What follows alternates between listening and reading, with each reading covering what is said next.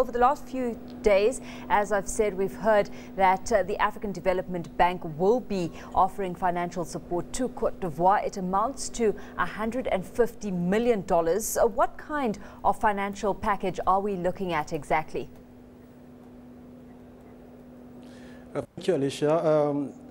Just as a bit of background, so as you know, Cote d'Ivoire is just coming out of a deep post-electoral crisis, which had a heavy toll on the economy and on specific sectors like education, health and sanitation.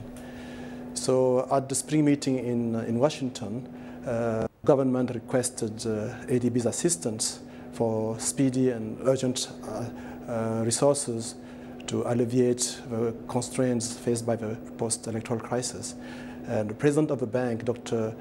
Kaberuka Donald, has instructed staff to move fast on a program of assistance. So this is the background to that. It's a budget support operation of $150 million, which will basically provide resources into the government's budget to alleviate constraints sectors like education, health and sanitation.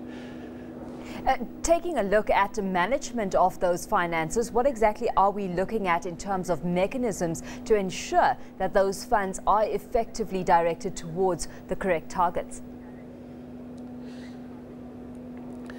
Yeah, we have in the process of preparing this document discussed with the government. We have discussed with some partners, and including the IMF and the World Bank. And we have all the safeguards necessary to ensure that the resources provided to the government are basically indeed utilized for these sectors. Our program is basically hinges on these very important sectors, and we have discussed with the specific ministers of health and education and sanitation to ensure that the resources go into there. And then, as you know, these projects will be supervised. We have an office in Abidjan, which is our headquarters. So staff will be basically discussing with the authorities to ensure that the resources are used for the purpose intended. Some look at the figure of $150 million and say, you know, this is a significant amount of money that's being directed, but certainly a drop in the ocean, one would assume, in terms of what Cote d'Ivoire needs to get economically back on its feet. To what extent is this part of a more comprehensive program and plan that's out there? Certainly, the needs of Cote d'Ivoire are enormous, especially now after this post-electoral crisis. And the country is also finding it difficult to mobilize resources from the UMR market. But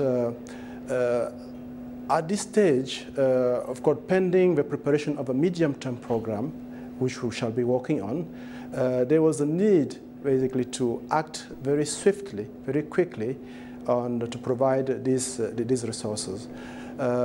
Even though it's about 10% of the country's needs, we think that is going to provide or entice other donors basically to come in. And I know the IMF is already preparing a recovery program, short-term recovery program.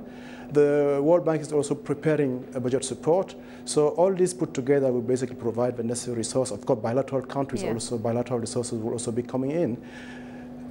Of course, some of this funding is being directed to help with operations of Cote d'Ivoire's Commission for Dialogue, Truth and Reconciliation. What process are we looking towards there, and do you see this being effective? Yes, at this stage, the country has actually very little choice. The future hinges on security. The future hinges on peace and reconciliation. And these are basically the backbones of our future. We are providing these resources as well. These are technical assistance to the commission which was created for peace and reconciliation.